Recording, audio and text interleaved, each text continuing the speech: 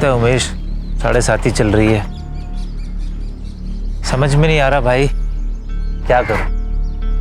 गोपाल, तू ज्यादा टेंशन मत ले, जोड़िया ना ऊपर वाला ही बनाते। यार सारिका के लिए ना अच्छा रिश्ता ढूंढ रहा हूं, पर मिल ही नहीं रहा। पूरी रात इस टेंशन में नींद भी नहीं आती मेरे भाई।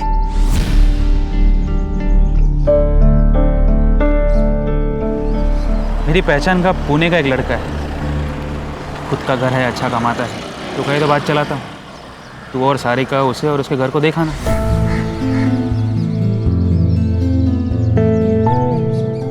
सच कह रहा है भाई? भाई मेरे, सारिका मेरे बहन जैसी है, लड़का अच्छा है। तो बस इतना बता कब जाना है, मैं उन्हें इन्फॉर्म कर देता हूँ। मैं पूछ नहीं रहा हूँ, सबको बता रहा हूँ। अगर सब कुछ सही रहा तो इसी महीने तुम्हारी शादी हो जाएगी। लेकिन भैया मुझे ये शादी नहीं करनी है। आपने मेरी मर्जी पूछी एक बार?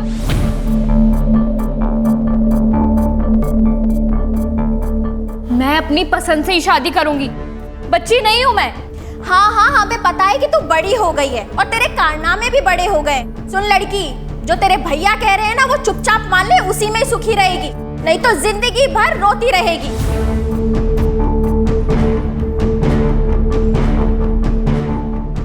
भैया वो समझाती क्यों नहीं हो? कुछ बोलो ना प्लीज।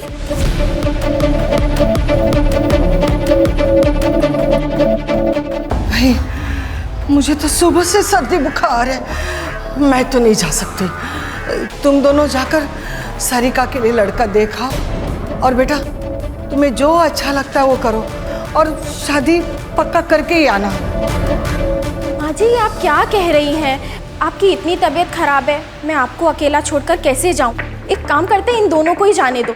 सुनिए जी, आप अपना रिश्ता पक्का करके ही आना। इस नेक काम में देर नहीं होनी चाहिए। हाँ,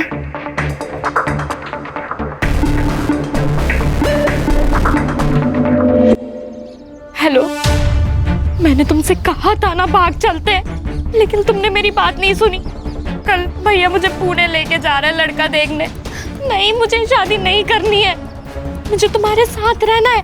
अब तुम ही कुछ करो वरना मैं यहाँ अपनी जान दे दूंगी। भाभी नहीं, भाभी नहीं। तुझे मना किया था इससे बात नहीं करने के लिए, तू नहीं सुनेगी। रुक, तुझे बताती हूँ।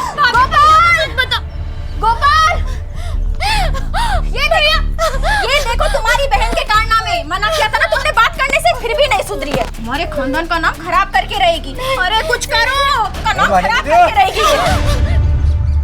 आई अभी नहीं आ सकती मैं, कुछ ही दिनों में मेरे ऑफिसर्स के एग्जाम है।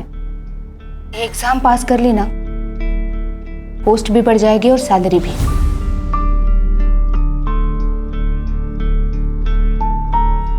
आई सब कुछ भुलाकर मुझे सिर्फ आगे बढ़ना है, नाम कमाना है। लेकिन जो कुछ तेरे साथ हुआ है, क्या तू उसे भुला पाएगी? कोशिश तो करनी पड़ेगी ना आई, तू बस चिंता मत कर। मैं संभाल लूंगी उसे। मैं जो कुछ भी कर रही हूँ तेरे भलाई के लिए कर रही हूँ, समझी? भैया नहीं, भैया नहीं, समझाया ना तुझे? भैया नहीं करनी चाहती है, भैया समझो। कर ले शादी। बैठ बैठ बैठ। चलो भैया।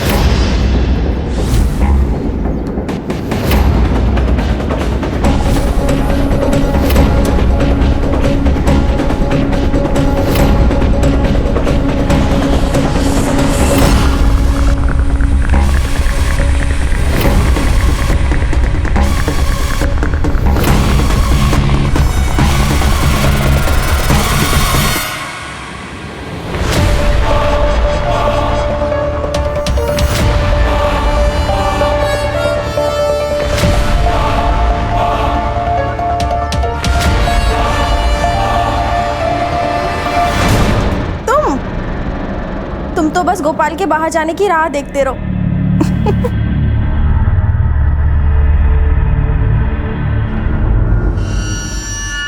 राजू,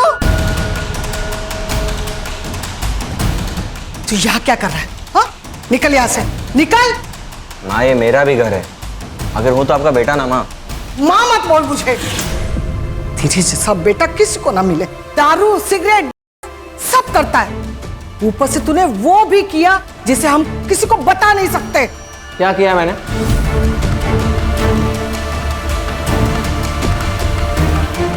यहाँ पे ना अपने सबके किए की सजा मिल रही, सिर्फ मुझे मत बोलना। माँ जी खाना खा लेने दीजिए, फिर चला जाएगा। तू तो बीच में बोली मत, समझी? सारिका, सारिका, सारिका कहाँ है?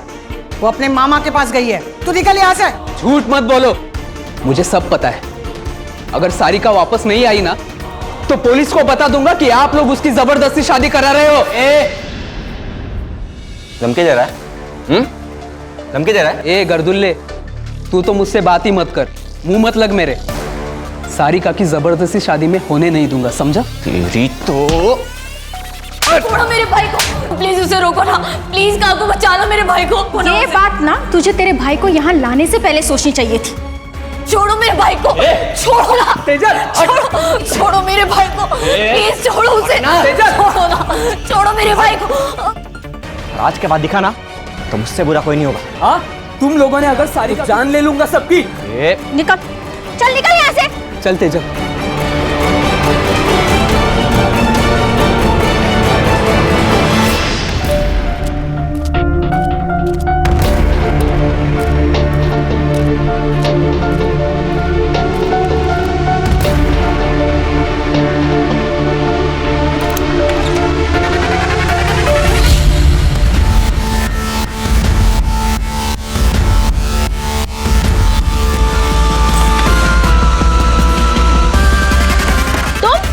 तुम यहाँ क्या कर रहे हो?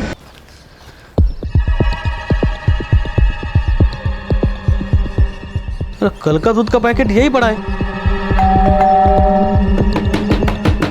भाभी, अरे सुरेश, क्या हुआ? ये कल का दूध का पैकेट यही पड़ा है और कोई दरवाजा भी नहीं खोल रहा। रुको, मैं राजू को फोन करता हूँ।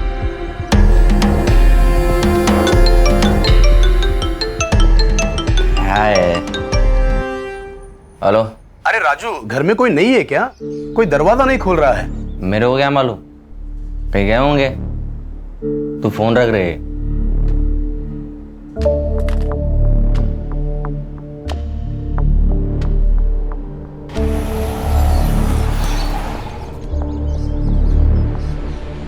अरे गोपाल भाऊ, घर में कोई नहीं है क्या? दरवाजा नहीं खोल रहे। क्या?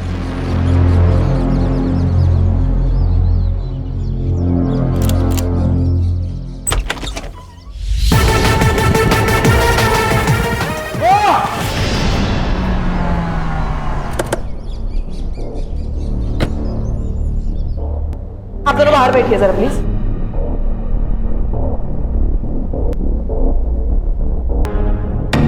गणेश भाऊ, फोर्स एंट्री चेक कर।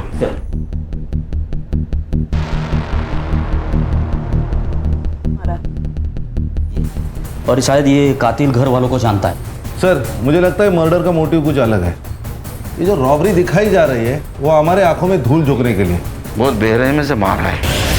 सर, बॉडी डिकम्पोज होना शुरू हो चुकी है। मर्डर को 24 घंटों से ज्यादा हो चुके हैं। Sexual assault? No sir. Sir, PM report के बाद बातें क्लियर हो जाएंगी। और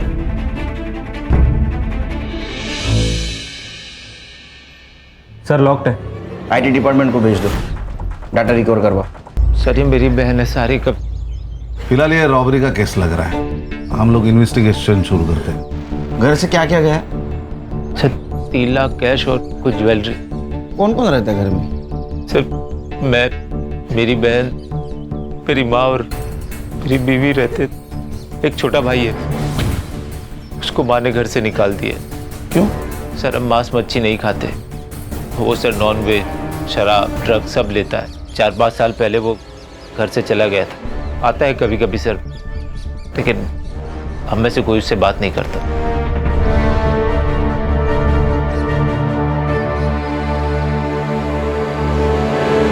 खान, एक ही घर में 2 मर्डर हुए, उसमें से एक सीनियर सिटीजन है। इसके पहले कि सीनियर सिटीजन की सेफ्टी का मुद्दा मीडिया उठा है, ये केस हमें सॉल्व करना होगा। Yes sir. सर इस एरिया में सीसीटीवी कैमरा है कि नहीं वो चेक करता हूँ और पड़ोसियों से भी पूछताछ करता हूँ। संग्राम, कि गोपाल से ज्वेलरी की फोटोग्राफ लेना और आसपास के ज्वेलरी शॉप में सर्कुलेट कर देना। सर। और कोई बेचने आए तो जल्दी से इन्फॉर्म करने के लिए बोलना। अरे राजू, चलो बोलो क्या, फैमिली मैटर लग रहा है। सर वो राजू है ना, एक नंबर का टपोरी है सर। तो खुद के घर में भी ऐसे आता है जैसे घर में कोई चोर घुस रहा हो। कभी हेलमेट पहन के, सर पे रुमाल बांध के, और जब देखो तब नशे में धुत रहता है साहब। कुछ दिन पहले बहुत झगड़ा हुआ था सर। वो सारिका की दोस्त तेजल और उसका भाई दोनों यहाँ पे आए हुए थे। तब राजू और मधु ने उन्हें मार मार के घर से भगा दिया था। क्यों? प्यार का चक्कर था शायद। सारिका की शादी की बात को लेकर झगड़ा हो रहा था। सारिका से दूर रहने की धमकी दी थी मधु ने तेजल के भाई को। आज के बाद दिखा ना तो मुझसे बुरा कोई नहीं होगा। तुम लोगों ने अगर सारिका की जबरदस्ती शादी की ना तो जान ले लूंगा सबकी। गोपाल के ज़्यादा दोस्त नहीं है सर। हाँ, एक उमेश नाम का बंदा है, मार्केट में दोनों साथ में काम करते हैं। उसका काफ़ी आना जाना भी है उसके घर पे। साहब मैं तो खुद शॉक्ड हूँ। शांति चाची तो माँ जैसी थी। गोपाल तो मेरे भाई से भी बढ़कर है साहब। अब वो पुणे के रिश्ते के बारे में मैंने ही बताया था उसे। मुझे लगा भाभी और चाची साथ में जाएंगे, नहीं तो मैं खुद चेक कर आता ना। सर मैं अपनी माँ को क्यों मारूंगा? अरे पैसा बहुत बुरी चीज होती है, वो रिश्ते नाते कुछ नहीं देखती।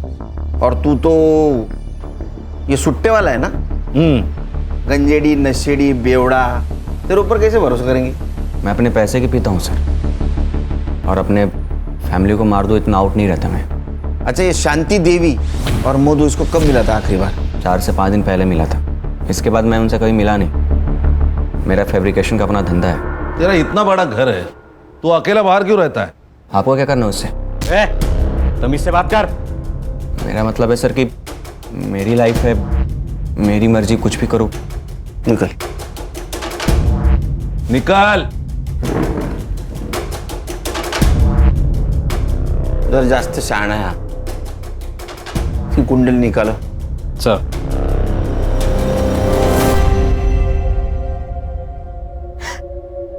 और नहीं छुपा सकती मैं नीना।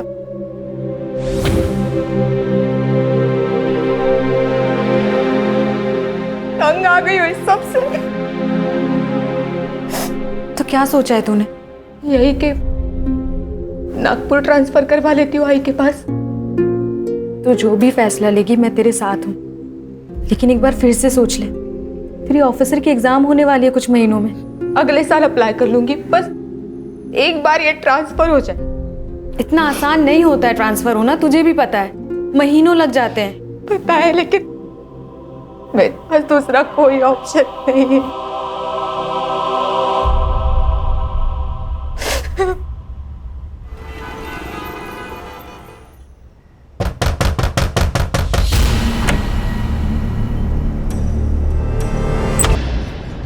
सर मैंने राजू के स्टेटमेंट क्रॉस चेक किए। वो तीनों दिन फैब्रिकेशन की शॉप में ही था। फुटेज भी चेक किए सर। उसने किसी को सुपारी दी होगी, उसकी सीडीआर निकालो। सर गोपाल के घर के बाहर कोई सीसीटीवी नहीं है। वो चोरी के गहनों का क्या हुआ? सर उस दिन डिटेल ले नहीं पाया, उनकी हालत बहुत ख़राब थी। डिटेल्स लेता और सर्कुलेट करता हूँ। देखो गणेश बाबू, चोरी के गहने खरीदी करने वाला भी चोर होता है। अगर तुम्हारे पूछताछ को अच्छी तरह रिस्पॉन्ड नहीं कर रहा होगा तो एग्रेसिवली पूछताछ करो उसकी। Sir excuse me. हाँ काकू। बेटा मेधा कहाँ है? वो तो नागपुर आई है ना। नहीं तो। लेकिन वो तो 2 दिन पहले ही नागपुर के लिए निकल गई है। मुझे लगा वो वहीं होगी, इसलिए मैंने कॉल नहीं किया। नहीं, वो आने वाली थी, लेकिन फिर उसका फोन आया और उसने कहा कि शाम को उसको कोई ज़रूरी काम है, तो वो दूसरे दिन आएगी। मुझे नहीं पता इसके बारे में, मैं पता करके बताती हूँ काकू, आप टेंशन मत लीजिए। बेटा जरा जल्दी पता करके बताना मुझे।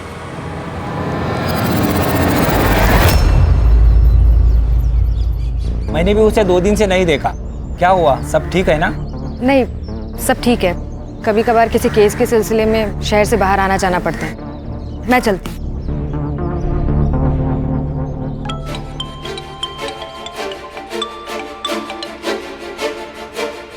हाँ बोल। मेधा का 2 दिन से पता नहीं चल रहा है। देख, वो जिंदा रही या मर जाए, मुझे कोई फर्क नहीं पड़ता। और सुन, दोबारा मुझे फोन मत करना।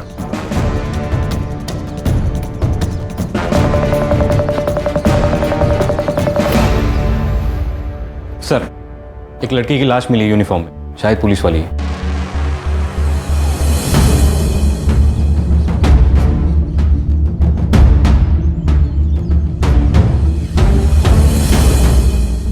ए, चल चलो पीछे हटो। हम पुराने दोस्त थे। वंकर पुलिस स्टेशन में इसकी पोस्टिंग हुई थी। इसकी माँ से 2 दिन से फोन पे था। संभालो नहीं ना अपने आप को। हर्षा, चेक करो।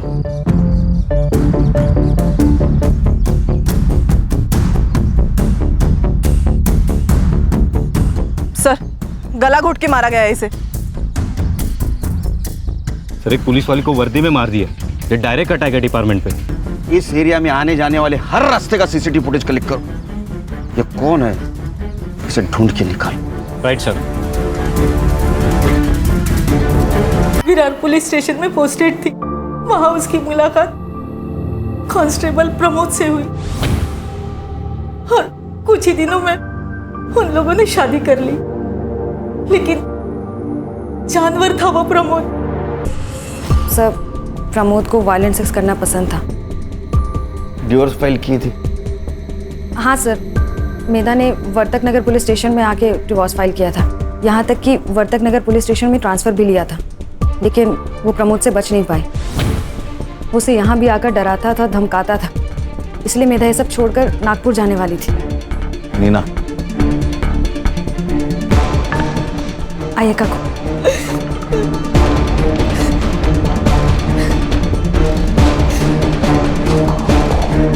सर, मधु और शांति देवी की पीएम रिपोर्ट आ गई। सर, इसके मुताबिक इन दोनों की मौत 16 तारीख को रात 10 से 12 के बीच में हुई थी। किसी शार्प ऑब्जेक्ट से वार किया गया है सर। सेम वेपन है, मार्क्स के निशान। सबके फिंगरप्रिंट्स ले लो और मर्डर स्पॉट पे मिले फिंगरप्रिंट से मैच कर लो। Right sir. सर सर मैं मेधा की मौत के बारे में सोच रहा था।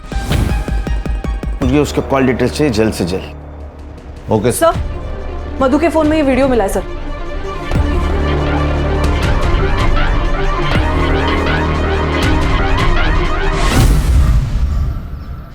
सारिका का किसी के साथ अफेयर चल रहा था? मुझे नहीं पता सर, हमारे कॉलेज का ही कोई लड़का है। उसकी?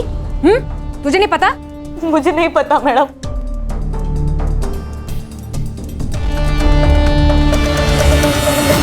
अब सच बताओगी या अभी भी झूठ बोलना है? मैं और सारिका एक दूसरे से बहुत प्यार करते, लेकिन हम जानते थे कि हमारे प्यार को कोई नहीं समझ पाएगा। इसलिए हम दोनों ने एग्जाम्स के बाद कॉलेज से भाग जाने का प्लान किया। लेकिन उसके पहले ही हमारे परिवार वालों को पता चल गया। ये चोट कैसे लगी? मधु ने मारा, इसलिए तूने और तेरे भाई ने मिलकर उसको मार दिया? नहीं सर, मैं और सारिका एक दूसरे से प्यार करते हैं। एक दूसरे के लिए हम जान दे सकते हैं, लेकिन किसी की जान नहीं ले सकते। पिछले 4-5 दिन कहाँ थी तुम? मैं कैफे रुद्रांश में काम करती हूँ। सुबह से शाम वहीं रहती हूँ। ठीक है, जाओ, जरूरत पड़े तो फिर से बुलाऊंगा। जी सर।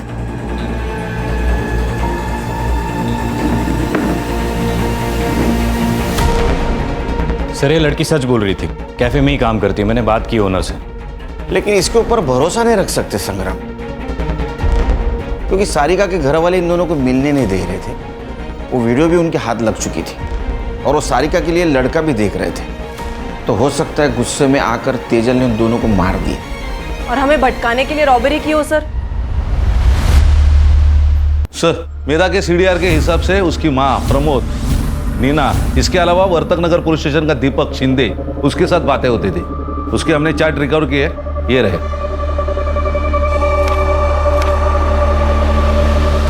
बोला उसको। सर, मेधा ने प्रमोद की वजह से ही ट्रांसफर लिया था, लेकिन प्रमोद उसे फिर भी परेशान कर रहा था। उसने खुद बताया तुमको?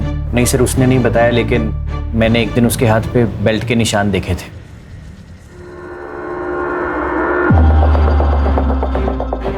मेधा, ये सब क्या है? छुपाने की जरूरत नहीं है, सच सच बताओ। वो वापस आ गया है।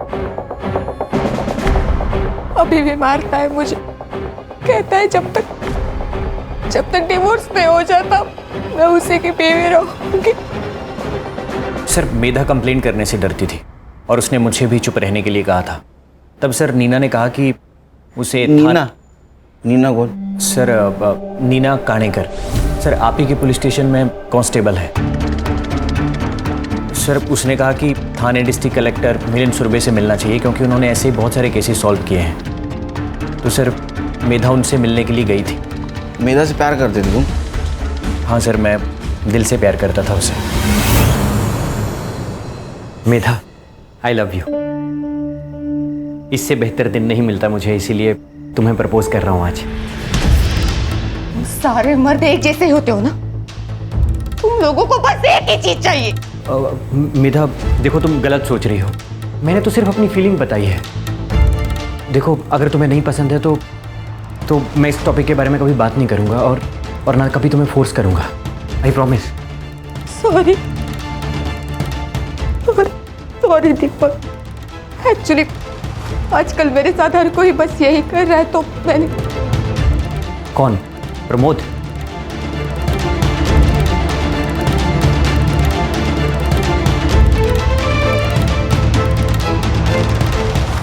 मिलिंद सुरभि। तुम टेंशन बिल्कुल मत लो, मैं सब कुछ संभालूंगा। मैं हूं ना।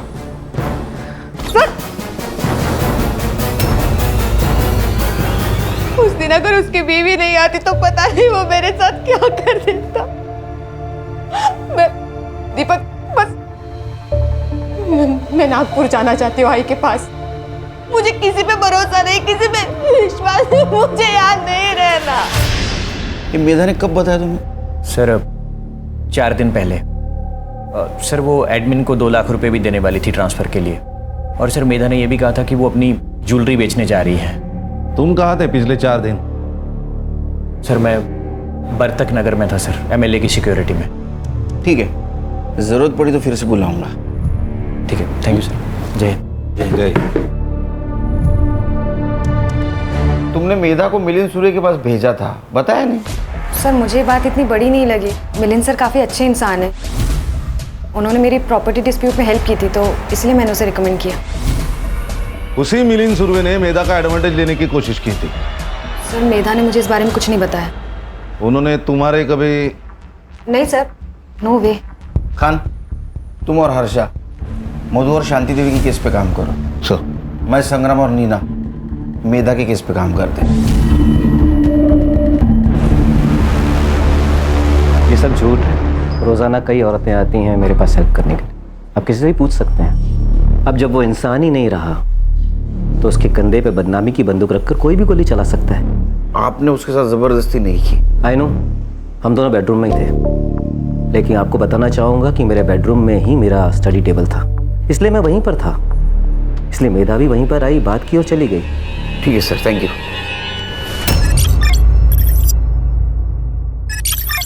सर मैंने सबके रिपोर्ट्स चेक किए, कुछ सस्पिशियस तो नहीं लग रहा सिवाय इस एक कनेक्शन के। सर इन दोनों के बीच काफी कांटेक्ट हुआ है सर, और इनके सोशल मीडिया चैट्स भी है।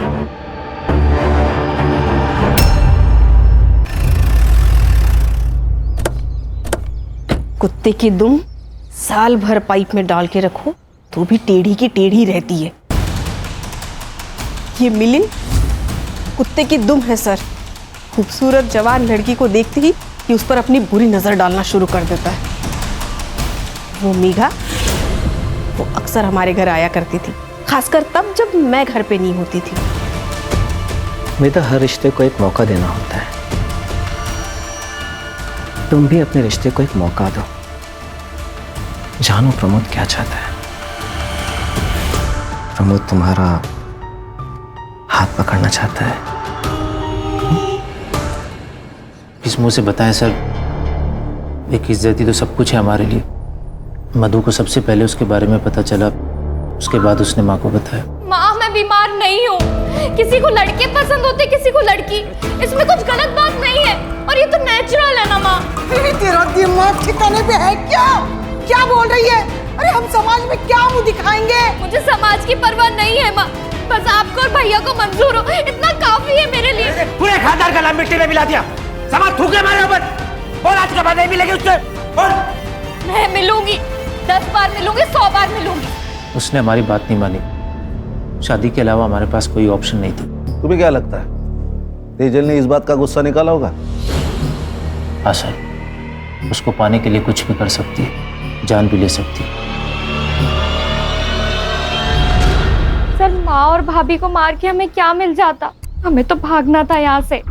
हमने सब कुछ प्लान कर लिया था, बस एक अच्छे मौके की तलाश में थे हम दोनों।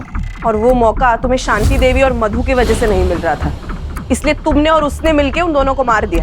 लेकिन आप मुझ पे क्यों शक कर रहे हैं? आप जाके गोपाल भैया से पूछताछ करिए ना, उन्होंने ही मारा होगा उन दोनों को। लेकिन वो तो तुम्हारे साथ था ना? हाँ, हम साथ गए थे यहाँ से, लेकिन दूसरे दिन गोपाल भैया पूरा दिन गायब थे। अगली सुबह आए, फिर मैंने पूछा कहाँ गए थे, तो कुछ नहीं बताया।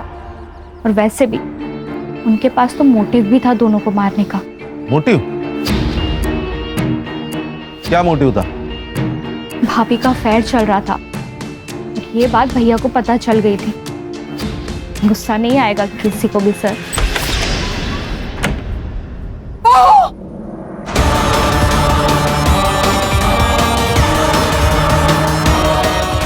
ये सब क्या नाटक लगा है तुम लोगों ने? मुझे शर्म नहीं आई ये सब करते हुए? बताओ बताओ गोपाल को ये सब तू कर रही थी? बता दो, डरती नहीं हूँ उससे। वैसे भी मैं राजू के साथ अपनी मर्जी से सोती हूँ, वो मेरे साथ कोई जबरदस्ती नहीं करता। तू गोपाल की बीवी है, बीवी और शादीशुदा औरत। माजी, शादीशुदा औरत के भी अपने सपने होते हैं, लेकिन आपका बेटा तो खैर। क्या कमी है मेरे बेटे में? आप खुद ही जाके उससे पूछ लो ना। फिर बहुत ज्यादा झगड़ा हुआ उस दिन माँ और भाभी के बीच, इसलिए इसी गुस्से में बदला लेने के लिए मेरे कमरे में एक मोबाइल छुपा दिया और फिर वीडियो निकाल लिया, ताकि सबका ध्यान वहां से भटक के मेरे ऊपर आ जाए। वो वीडियो देख के माँ तो चुप रही, तभी शायद गोपाल भैया को कुछ नहीं बताया। पर सर मुझे ऐसा लगता है ना कि गोपाल भैया को पहले से ही सब कुछ मालूम था। क्या रे, डोमेस्टिक वायलेंस करना क्राइम है, पता नहीं तेरे को? सर मुझे वायलेंट तरीके से करना अच्छा लगता है सर। मैं मेधा को पाना चाहता था, लेकिन वो मान ही नहीं रही थी। लेकिन शपथ सर मैंने कुछ नहीं किया सर। कुछ छुपा रहा ना, अभी बता दे, बाद में पता चला तू झूठ बोल रहा तो छोड़ूंगा नहीं तेरे को। सर मैंने जो कुछ कहा है वो सब सच है। ठीक है जा।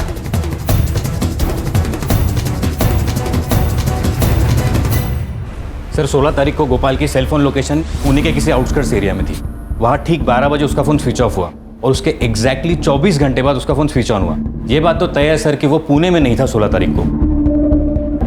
वो गोपाल को लेके आ।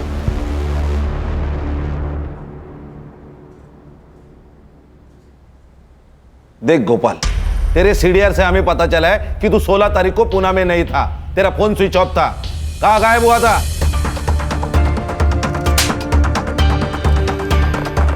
बताता हूँ सर।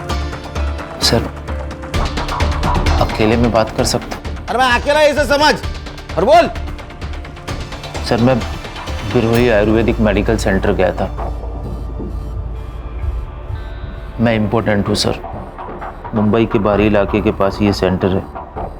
मैं पूरा दिन वहाँ पे ट्रीटमेंट के लिए था, शाम को वापस आ गया। पर तू पहले क्यों नहीं बताया ये बात सर मैं कैसे सबको बता सकता था? सर मधु को भी ये बात शादी के बाद पता चली और हमारे बीच में कभी कोई संबंध नहीं था। और जब मैंने मधु और राजू को एक साथ बिस्तर पे देखा, पागल सा हो गया सर। पर मैं करता भी क्या सर? बस अब मैंने ठान लिया, कुछ भी हो जाए मधु को अपने पास वापस लाऊंगा। और सर इसीलिए मैं वहाँ पे ट्रीटमेंट के लिए जाता था। एड्रेस और नंबर ले लो सेंटर का। सर कंट्रोल रूम से कॉल था, किसी अननोन आदमी ने पीसीओ से इंफॉर्मेशन दी है। ये तेजल और उसका भाई राहुल कल रात को गोपाल के घर के पीछे की दीवार लांघकर अंदर घुसे थे। फेक कॉल भी हो सकता है। नहीं सर, लेकिन चांस लेके तो देखते हैं। सर एक काम करता हूँ, मैं नीना और हर्षा वहां जाके चेक करते।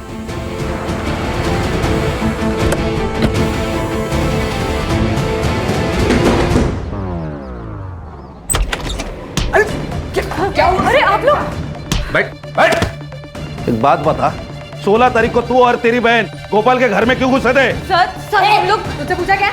खड़ी रहे पे। सर हम लोग वहां पे गए ही नहीं थे सर, सच में सर।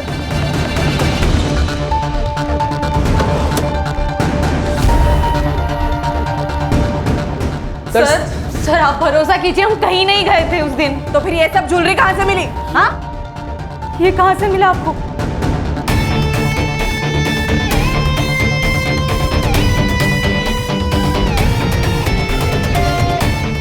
ये वही गहने हैं, ये शांति देवी के गहने जो उस दिन चोरी हुए थे। सर ये यहाँ पे कैसे आए हमें नहीं पता सर, सच में। ये तो माँ की ज्वेलरी है। पर ये आपको कहाँ से मिली?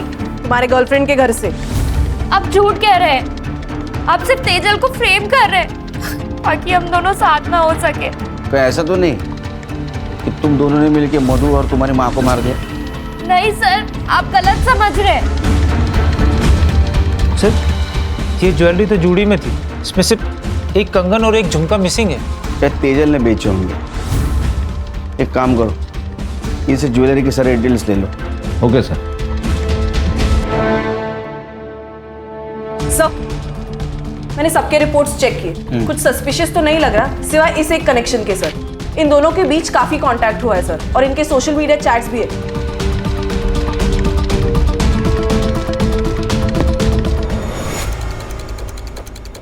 कॉल डिटेल्स और चैट डिटेल्स मिलिंद के साथ अफेयर चल रहा था ना तुम्हारा 1 साल से?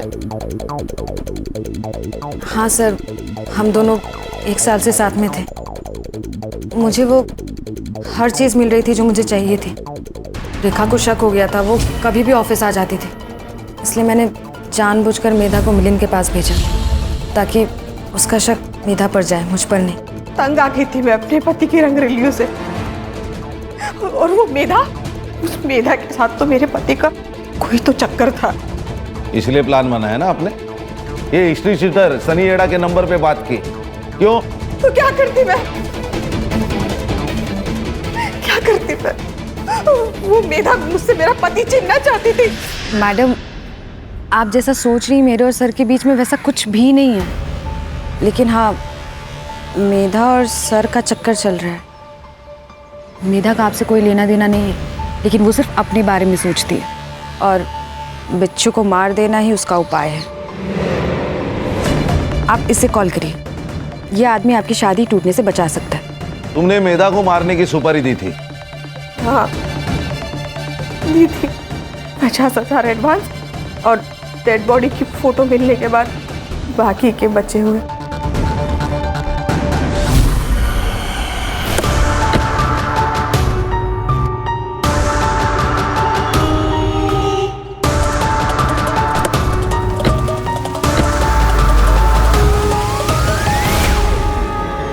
साहब, मैंने रेखा मैडम से 1 लाख रुपए लिए थे, और मेधा जब ज्वेलरी शॉप से निकल रही थी तो मैं उसका पीछा कर रहा था। मैं उसका पीछा कर रहा था और वो किसी और का पीछा कर रही थी।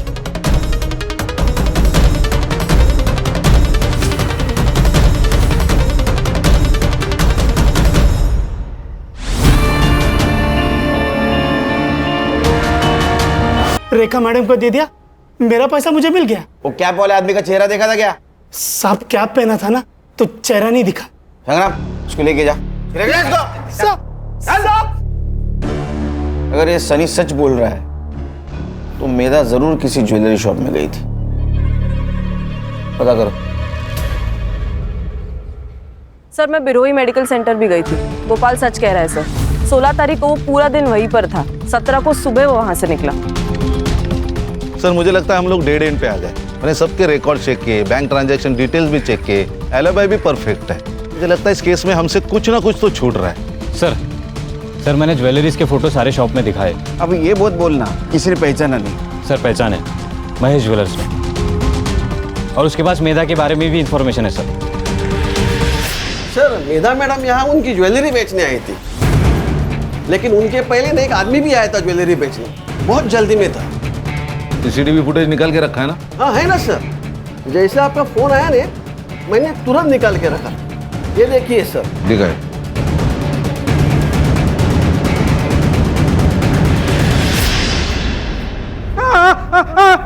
बताता हूँ, पता बताता हूँ।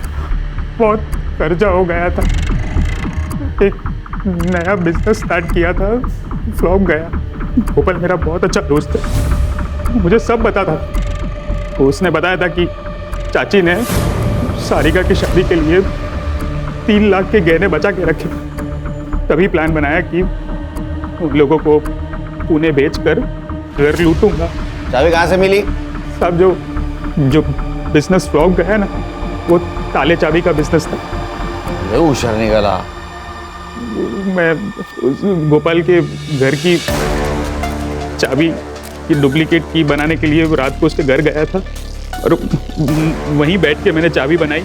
मुझे लगा घर में कोई नहीं होगा, तो मैं चला गया चोरी करने। मुझे किसी को मारना नहीं था, पर अगर मैं उन लोगों को नहीं मारता, मुझे तेजल का सारा मैटर पता था।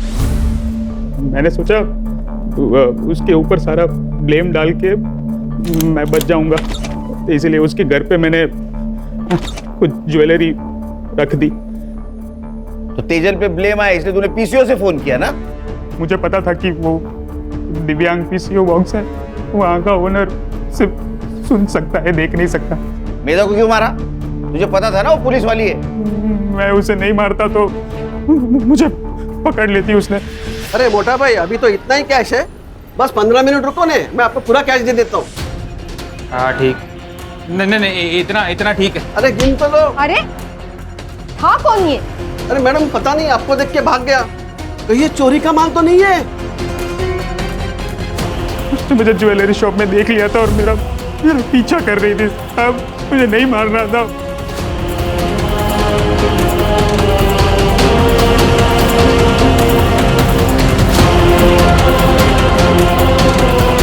उसने मधु और शांति देवी के साथ साथ एक पुलिस वाली को भी मारा है, वो भी ड्यूटी पे थी उसको। तो यहां भी पीटेगा, अंदर भी पीटेगा, समझा? ले जाओ इसको। आराम करो। सर साल पे साल गुजर रहे हैं, लेकिन इंसान बदल नहीं रहा है। प्यार तो प्यार होता है सर, किसी के साथ भी हो सकता है। कैसा है ना खान, जब हम किसी और से प्यार करते हैं तो उससे थोड़ा ज्यादा खुद से प्यार करना चाहिए, तो हम खुद के लिए लड़ सकते हैं। यहाँ गोपाल भी खुद के लिए नहीं लड़ सका, और मेधा वो तो पुलिस वाली थी, वो भी हार गई। करेक्ट सर, सिर्फ क्राइम करने वाला नहीं बल्कि क्राइम सहने वाला भी गुनहगार होता है। इसलिए एक चीज ध्यान में रखो, हमारे अंदर जो पुलिस वाला है उसको मजबूत रखना है, अपने इंडिविजुअल प्रॉब्लम से उसे डाइवर्ट नहीं होने देना है।